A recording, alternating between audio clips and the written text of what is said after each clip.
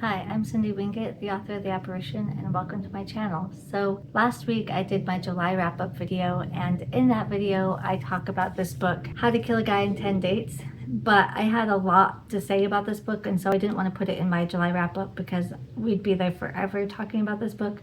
So I decided to split it into two books. So this is just a review just for this one book. So if you're interested in that, then go ahead and stick around because I'm going to do a bit of a deep dive into this one. So if you don't know, this is supposed to be a blend of genres. So it's supposed to be a slasher mixed with a romance. And so we have a main character who is going to speed dating with her friend, but then the lights go out, and when the lights come back on, there's somebody who has been murdered, and it turns into a slasher. So I feel like the slasher parts of this book were a lot more stronger than the romance. There was definitely a lot of romance in there, but I wasn't super invested in it, and I feel like the meta parts were geared more towards the horror franchise rather than like rom-coms. But overall, I think it was decently good at doing both. There was one part that I feel like was a missed opportunity because there's like this big puddle of blood that they have to walk across essentially, and she had taken off her shoes because they were these big tall heels, and she doesn't want to trip and break her ankle while they're running away from a killer, right? But she also doesn't want to get her feet all bloody, so she's like, oh, I guess I'll have to put my shoes back on and wade through this puddle. And so I thought this was a missed opportunity for the love interest to have picked her up and carried her across the bloody puddle, you know, like I think that could have been one of the like romantic beats that could have been hit. So I feel like, again, a missed opportunity. I mean, it's not like a knock against this book or anything. I was just like, oh, that would have been cute, you know,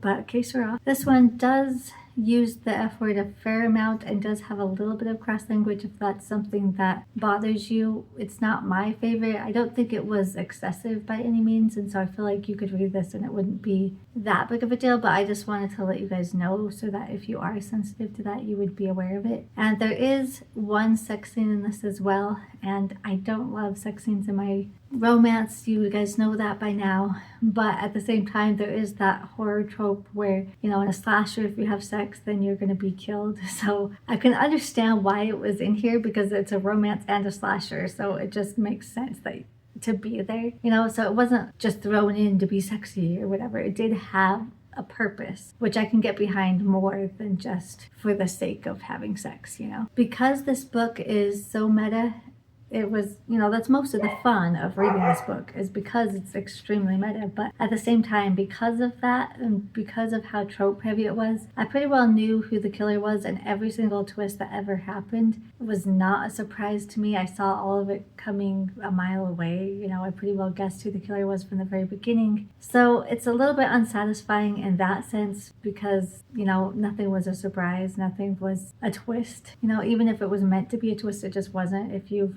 seen enough slashers or you've read enough thriller novels, you'll be able to see exactly what's going on. But it was still fun and it was executed well. And again, I think it's supposed to be trope heavy, but at the same time, I feel like this was a little bit over long. For a book like this, you really don't want to just drag it on, and I feel like in some aspects it did drag on, and so I was like, okay, let's amp it up a little bit, get to the end sooner rather than just dragging out the suspense, because instead of making it more suspenseful, it kind of makes it a little bit draggy in some areas. And the killer is based on Hard Eyes, if you've seen that film, you know, so he's got like a mask and it's got hearts for the eyes, you know, that glow or whatever. It's based on that killer, which makes sense, you know, because it's a romance slasher. Although in some ways I wish the author would have been a little bit more unique and inventive with her killer, you know, and come up with her own thing. But at the same time, again, this is very meta, very trope heavy, so it was probably done intentionally. So, well, I mean, obviously it was done intentionally because you wouldn't have done it otherwise, but I'm just saying, having it based on an actual villain from another horror film, I feel like that was a little bit of a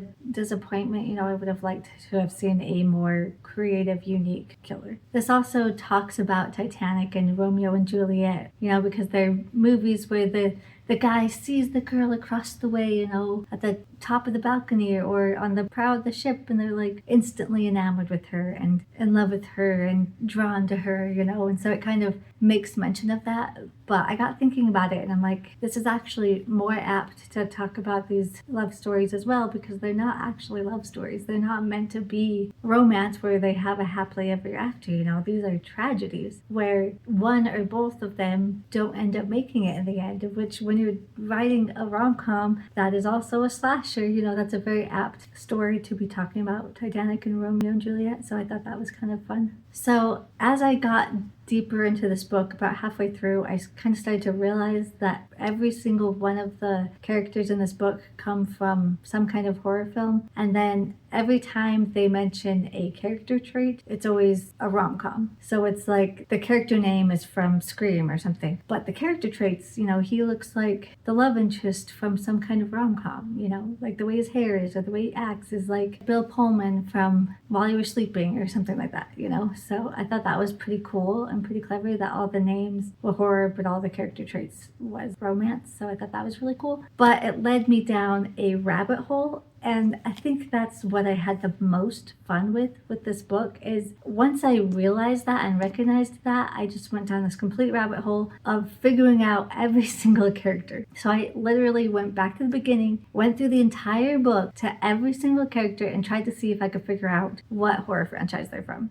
And it was so much fun, and my husband was probably really annoyed because I was totally geeking out to this and being such a nerd, but I was having so much fun. So some of them I saw immediately right away as I was reading the book, but you know, I thought there was a few nods, a few characters, you know, but I just didn't fully realize the extent of it until later on. So this is what I want to do a deep dive of. So if you are not interested in that, you can go ahead and end the video here. Just know that I would recommend this book and I really enjoyed it. Probably give it 4 stars. But if you want to geek out and nerd out like me, then stick around and we're going to go through these characters and hopefully have a lot of fun. So I need to have my cheat sheet because I cannot keep that kind of information in my brain. I just don't have the mental capacity for that, so I need to have a cheat sheet for it. So when our main character and her best friend end up at the speed dating place, they end up saying their names, you know, for the record. And our main character, her name is Jamie Prescott. And so, of course, with Prescott, I, of course, thought Scream immediately. And then her friend's name was Laurie Hamilton. And so I was like, okay, well, her name's Laurie, and Jamie Lee Curtis played her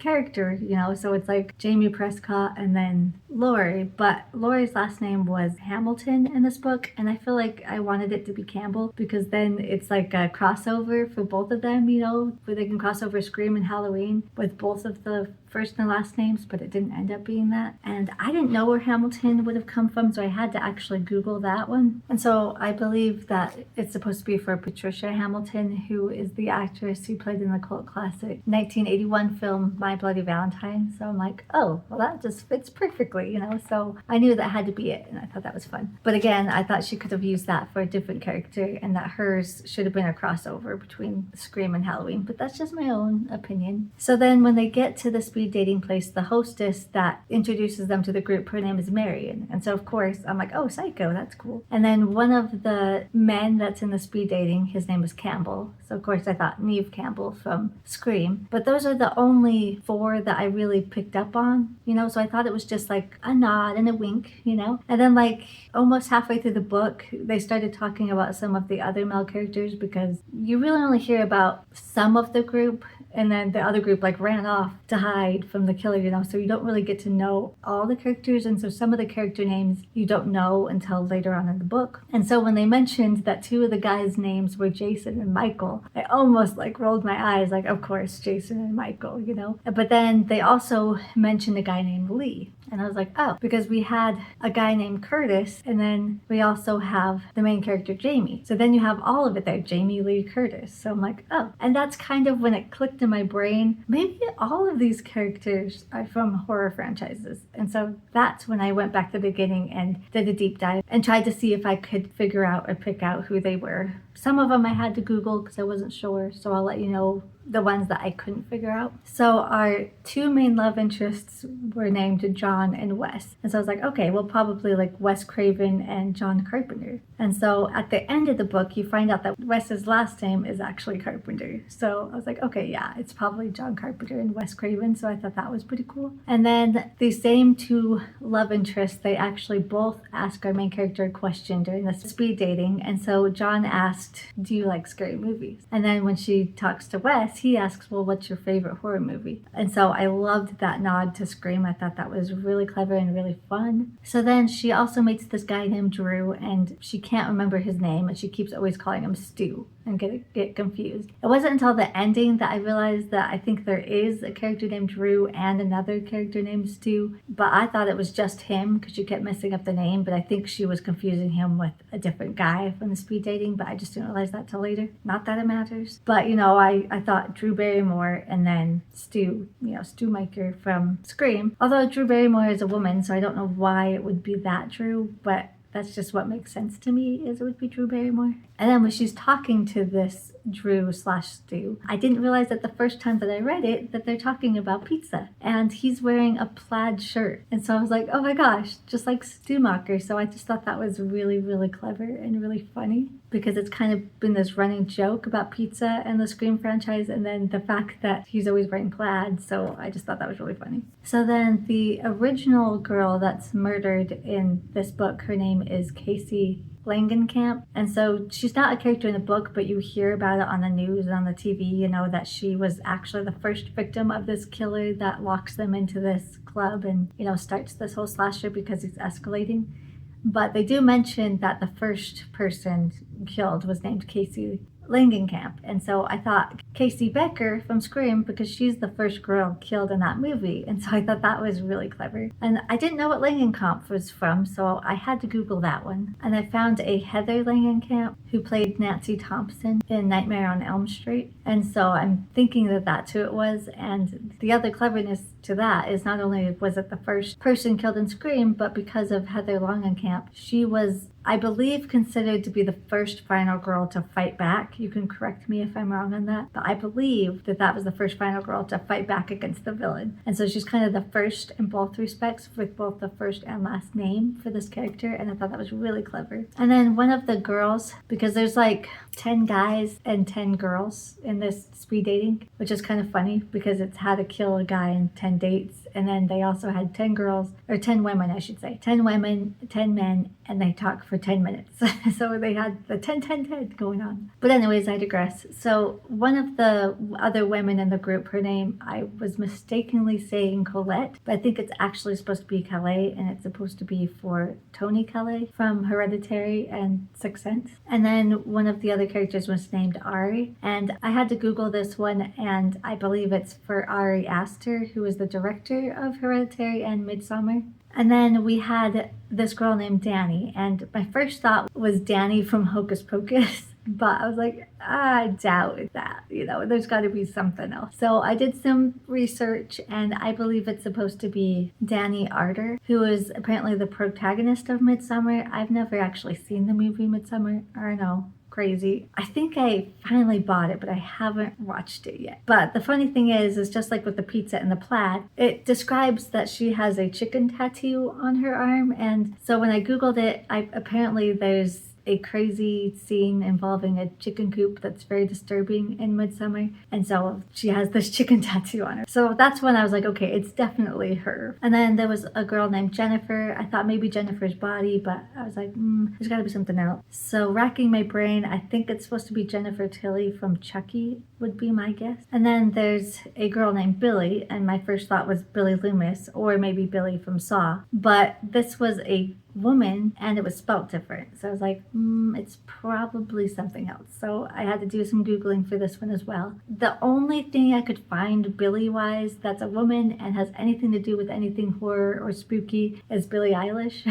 So I could be way off, but that's the only thing I could come up with for Billy. And then we have a woman named Nia, and And this one, I definitely had no idea. I'm like, I don't know anything about a Nia that's horror related. So I also had to Google this one, and I believe it's Nia DaCosta. She's a new and upcoming director. She did 28 Days Later, The Temple, what is it called? The Bone Temple? And then also the newest Candyman. I haven't seen either of those. I've seen the old Candyman, but I haven't seen the newest Candyman. But apparently she's the director for both of those films. Like I said, I haven't seen either of those ones. Not the new ones anyways. But I do know it's supposed to be her because she was talking to our main character about how to keep her monstera plant alive. And so I was like, okay, I need to Google this name and something to do with plants. And so apparently when it comes to this director, a lot of her visuals has to do with plants as like major plot points or something. So I figure it must be her. And then we have Shelley, and my first thought was Mary Shelley, and I was like, but that's not really slasher related. But not everything has been slasher related, you know, like the stuff from Hereditary and stuff. So, but it just seemed a little bit too far off the beaten path. So I'm like, maybe there's another Shelley. But no, I think it is supposed to be Mary Shelley, because when I went back to when she first met our main character, she was talking about going to Kenya and trying to like save an endangered animal or something. And I know that when it comes to the story of Frankenstein, a lot of people think of themes of science overreaching. And so when it comes to endangered species or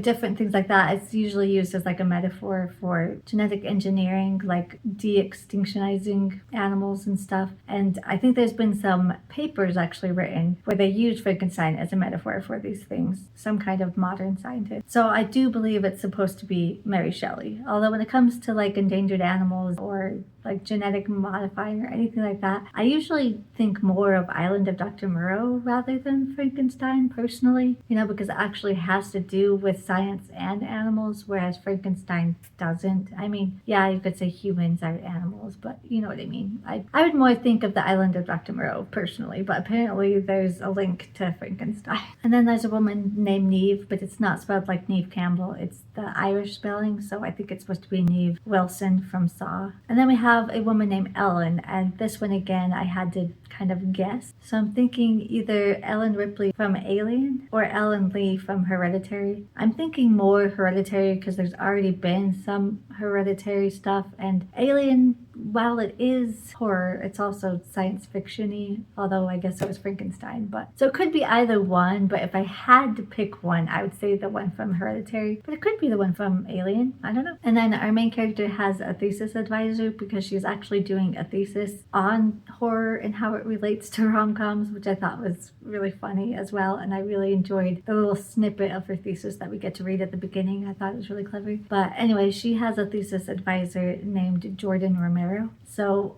of course, my first thought was Jordan Peele and George Romero, the director of Night of the Living Dead. And I think I'm probably spot on with that. And then we have a police captain near the end, and her name's Captain Strode. So, obviously, Laurie Strode from Halloween. And then the name of the club where they're holding this speed dating is actually called Craven. And so I'm like, oh, okay, so like Wes Craven. And this club used to be called Serendipity, and there is a rom-com called Serendipity. So it could be a coincidence, but I doubt it because the way the author has used every other name, why would it be a coincidence, you know? So I thought that was really funny that the club that they're at used to be named after a rom-com and it's now named for horror, and now there's a slasher there. So I believe that's all of the characters. I don't think I missed anything, but yeah, like I said, I was completely nerding out to this and going down the rabbit hole, and it was really fun. I hope you enjoyed my geekiness. Sorry if I bored you, but I personally thought it was really fun and really clever. So I'm always excited when I see the author go the extra mile in that way. So please subscribe to my channel if you feel so inclined. Give me a thumbs up if you liked this video, and I'll catch you in the next one. See ya.